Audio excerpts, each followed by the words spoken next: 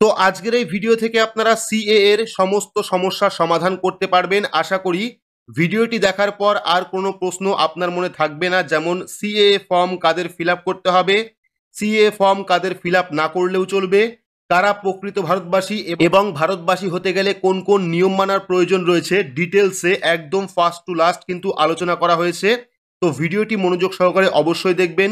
ভিডিওটি ভালো লাগলে লাইক করবেন, চ্যানেলটিকে সাবস্ক্রাইব করে পাশে রাখা বেল আইকনটি প্রেস করে নোটিফিকেশন অল করে রাখবেন, সবার সুবিধার্থে ভিডিওটি শেয়ার করবেন।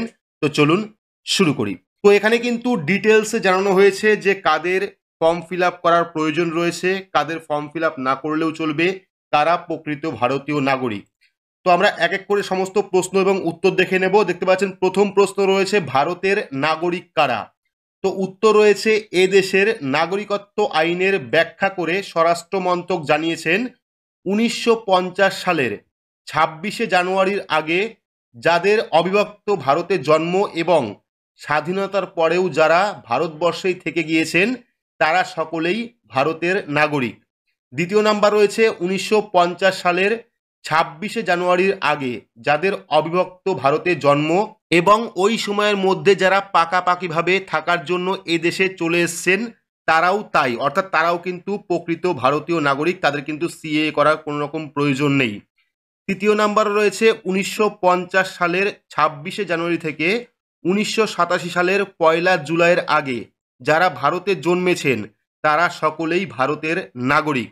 তারপরে 4 নাম্বার রয়েছে, 1987 সালের 1 জুলাই থেকে 2004 সালের 2রা ডিসেম্বরের মধ্যে যাদের এদেশে জন্ম তাদের বাবা মায়ের মধ্যে অন্তত একজন ভারতের নাগরিক হলেই কিন্তু তিনি ভারতীয় নাগরিক। 5 নাম্বারে রয়েছে, 2004 সালে 3 ডিসেম্বর কিংবা তার পরে যাদের এদেশে জন্ম তাদের বাবা মা দুজনেই ভারতীয় হলে তিনিও কিন্তু এদেশের নাগরিক, কিন্তু বাবা মায়ের মধ্যে অন্তত একজন ভারতীয় নাগরিক না হলেই সন্তানের নাগরিকত্বের প্রশ্নের মুখে পড়বে। তো বুঝতে পারছেন আশা করি। পরবর্তী প্রশ্ন হলো, সিএএ তে কাদের আবেদন করার প্রয়োজন নেই। এবার মূল প্রশ্ন আসছি, সিএএ তে কাদের আবেদন করার প্রয়োজন নেই, অর্থাৎ সিএএ ফর্ম কাদের ফিল আপ না করলেও চলবে।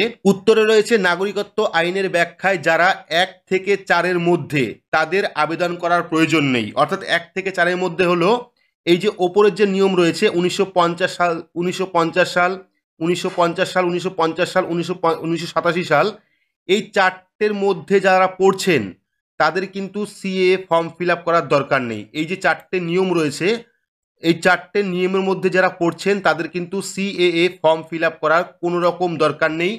ফার্স্ট নিয়মে বলা হয়েছে, 1950 সালের 26শে জানুয়ারির আগে যাদের অবিভক্ত ভারতে জন্ম এবং স্বাধীনতার পরেও যারা ভারতবর্ষেই থেকে গিয়েছেন তারা সকলেই ভারতীয় নাগরিক, তাদের কিন্তু সিএএ ফর্ম ফিল আপ করার দরকার নেই।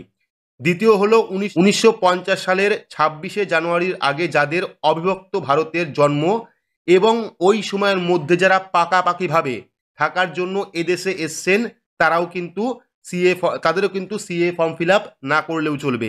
3 নাম্বারে রয়েছে, 1950 সালের 26শে জানুয়ারি থেকে 1987 সালের 1 জুলাইয়ের আগে যারা ভারতে জন্মেছেন তারা কিন্তু সকলেই ভারতীয় নাগরিক, তাদের কিন্তু সিএএ ফর্ম ফিল আপ করার দরকার নেই। 4 নাম্বারে রয়েছে, 1987 সালের 1 জুলাই থেকে 2004 সালের ডিসেম্বরের মধ্যে যারা এদেশে জন্মেছেন তাদের বাবা মায়ের মধ্যে অন্তত একজনের ভারতীয় নাগরিক হলে কিন্তু তিনি প্রকৃত ভারতীয় নাগরিক, তাদের কিন্তু সিএএ ফর্ম ফিল আপ করার কোনো রকম দরকার নেই। এই 4টি নিয়ম বা 5টা নিয়ম যে রয়েছে এই 5টা নিয়মের মধ্যে পড়লেই কিন্তু আপনি ভারতীয় নাগরিক, আপনার কিন্তু সিএএ ফর্ম ফিল আপ করার কোনো রকম দরকার নেই। তো পরবর্তী প্রশ্ন দেখতে পাচ্ছেন, সংশোধিত নাগরিকত্ব আইনে কাদের আবেদন করার কথা ভাবতে হচ্ছে।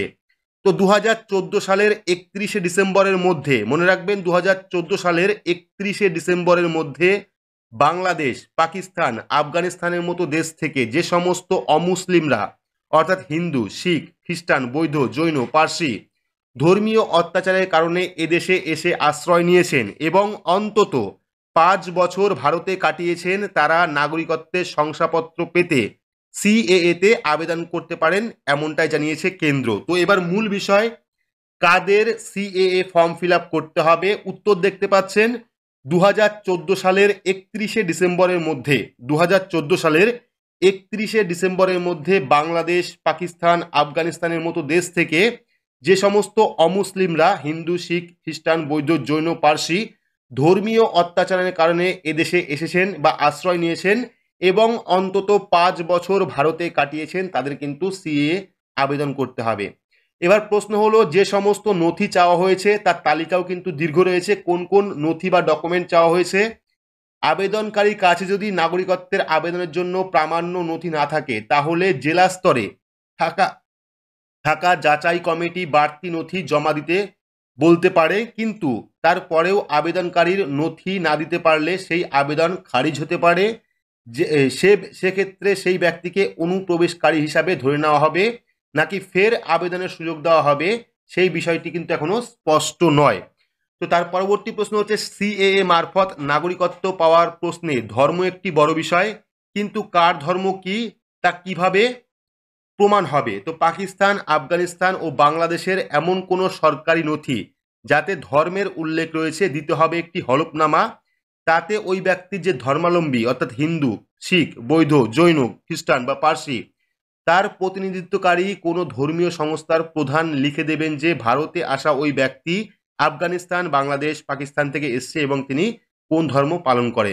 তো কোনো হেল্পলাইন নাম্বার রয়েছে কিনা? বুধবার স্বরাষ্ট্র মন্ত্রক জানিয়েছেন সিএএ মারফত নাগরিকত্ব আবেদন সহায়তা করতে একটি হেল্পলাইন নাম্বার দ্রুত খোলা হবে। আবেদনকারীরা ভারতের যে কোনো প্রান্ত থেকে বিনামূল্যে কিন্তু ওই নাম্বারে আবেদন করতে পারবেন। সকাল 8টা থেকে রাত 8টা পর্যন্ত কিন্তু ওই হেল্পলাইন নাম্বার খোলা থাকবে। তো আশা করছি সম্পূর্ণ ডিটেলসে বোঝাতে পেরেছি। এই লেখাটা আনন্দবাজার পত্রিকায় পেয়ে যাবেন, আজকেই ছাপানো হয়েছে এবং এখানে কিন্তু ডিটেলসে আপনারা জানতে পারবেন। আশা করি বুঝতেও পেরেছেন যে কাদের কাদের সিএ ফর্ম ফিল আপ করতে হবে, কাদের কাদের সিএ ফর্ম ফিল আপ করতে হবে না, কারা সিএ এর আওতায় পড়বে, কারা সিএ এর আওতায় পড়বে না, ডিটেলসে কিন্তু বলা হয়েছে। আশা করি এরপরে আর কোনো প্রশ্ন আপনাদের মনে থাকবে না। তো ভিডিওটি আপনাদের কেমন লাগলো অবশ্যই কমেন্ট বক্সে কমেন্ট করে জানাবেন। ভিডিওটি ভালো লাগলে লাইক করবেন, চ্যানেলটিকে সাবস্ক্রাইব করে পাশে রাখা বেল আইকনটি প্রেস করে নোটিফিকেশন অল করে রাখবেন। সবার সুবিধার্থে ভিডিওটি শেয়ার করবেন। তো আজকের মতো এইটুকুই, ধন্যবাদ।